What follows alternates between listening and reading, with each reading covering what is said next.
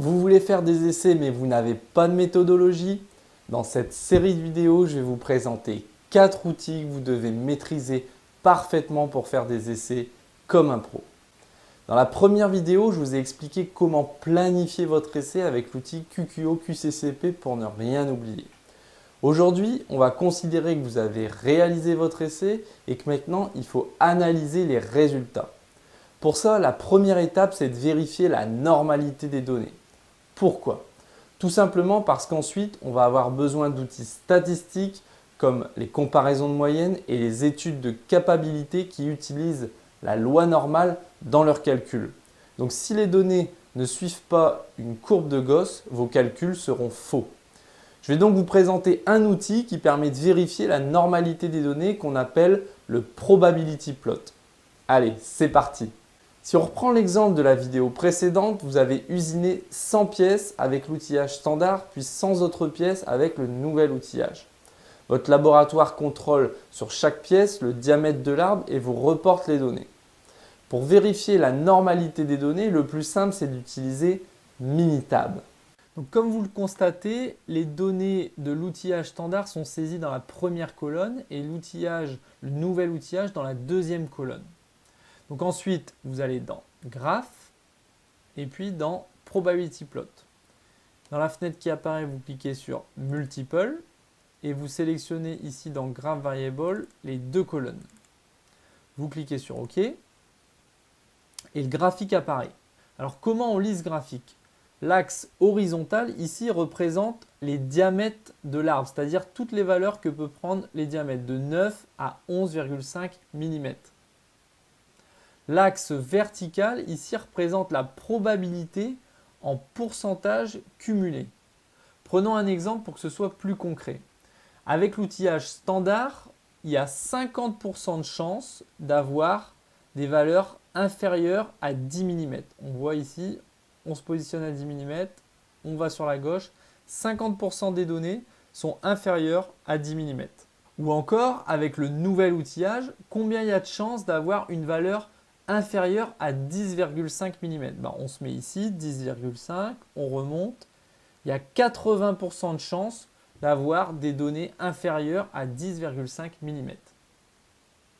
On peut aussi faire des intervalles, par exemple, combien il y a de valeurs qui sont entre 10 et 10,5 mm avec le nouvel outillage. Donc on se met ici, 10 mm, on remonte, 40% et 10,5 80%, donc 80 moins 40, ça fait 40% des données sont entre 10 et 10,5 mm.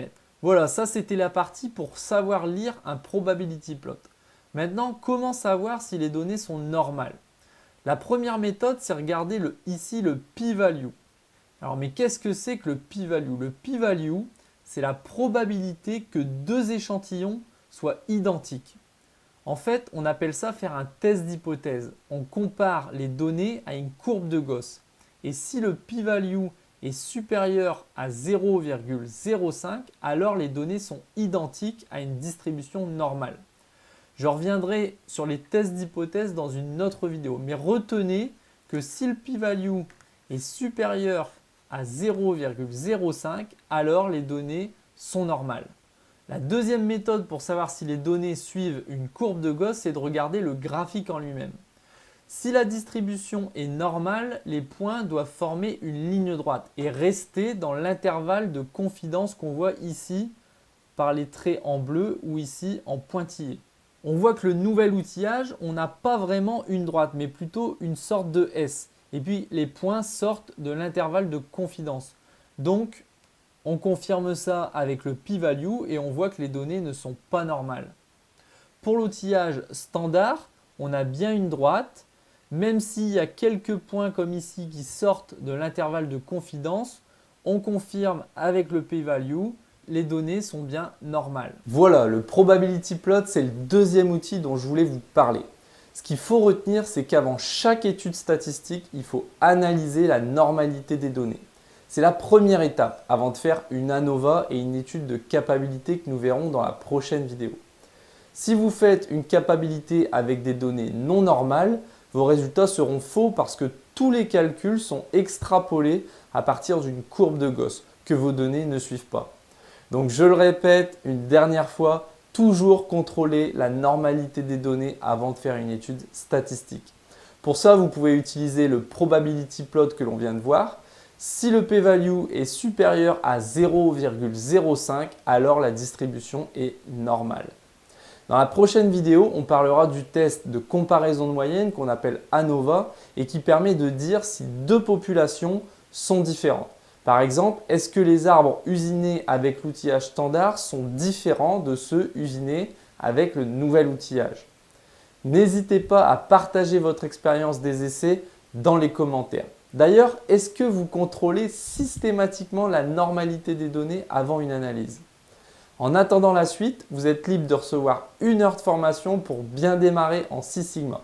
Pour ça, vous cliquez sur le lien qui apparaît sur cette vidéo, vous laissez votre email et je vous l'envoie immédiatement. Et puis comme d'habitude, j'ai besoin de votre feedback. Si vous avez aimé cette vidéo, vous cliquez sur j'aime juste en dessous et puis partagez-la. À bientôt sur uptraining.fr.